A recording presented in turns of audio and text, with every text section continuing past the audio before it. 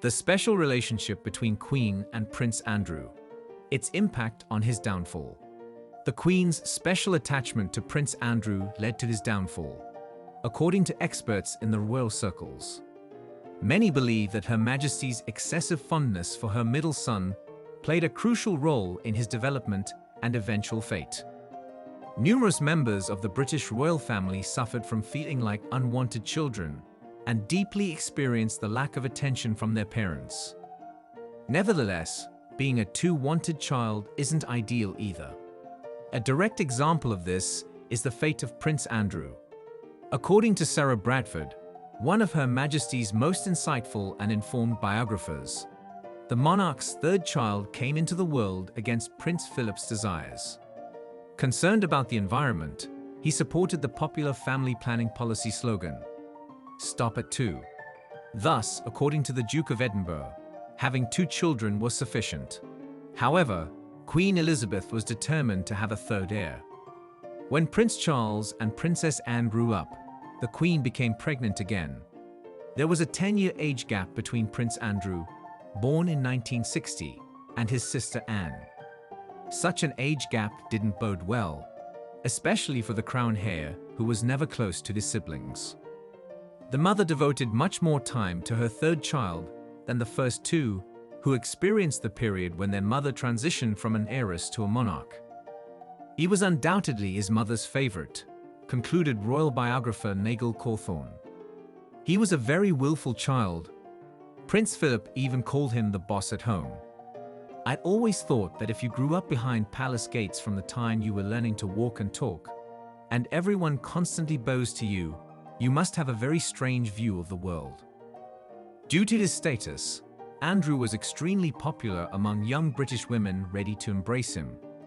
Recently, a new book about the Duke of York shed light on his behavior in childhood and youth, with those who knew him not holding back on revelations. According to Nigel Cawthorne, the author of another work titled Prince Andrew, Epstein, and the Palace, the Queen's middle son seemed to lead a charmed life until this infamous Newsnight interview, but the expert always felt that something foretold Andrew's downfall. As Nigel claims, immediately after the birth of her second son, Her Majesty wrote to her cousin that the child was charming and destined to be terribly spoilt. As a result, Andrew never feared saying the wrong thing, feeling his impunity. Representing the Crown in Port Stanley during the ceasefire in the Falkland Islands conflict, where 255 servicemen died, the prince unexpectedly stated that it was the perfect place to bring his bride for a honeymoon. Strangely, despite all this, it doesn't deter Elizabeth from continuing to encourage her son. Reports suggest she has always shielded her son and still is very proud of him.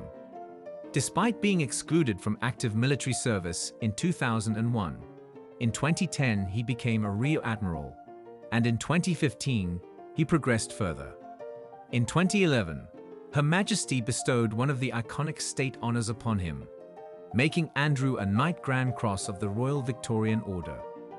Even when embroiled in a sex scandal with Jeffrey Epstein, the Duke of York wasn't stripped of his titles and ranks, but was only sidelined from carrying out official duties on behalf of the Crown. According to some sources, Elizabeth always rejoiced when hearing that the Duke of York was at Buckingham Palace. She immediately ordered a note to be sent to him, and the son would arrive at his mother's chambers, greeting her with a bow, a kiss on the hand, and both cheeks. According to one palace servant, this was a small ritual that she adores. Rumors about the debts amassed by the Duke and Duchess of York or new allegations of the prince's involvement in sexual crimes haven't changed Andrew's standing. Moreover, after the Queen's intervention, he was even allowed to keep his bodyguards, whose services cost £300,000 a year, while Princess Anne and Prince Edward, with his spouse, had their state-funded security provisions reduced.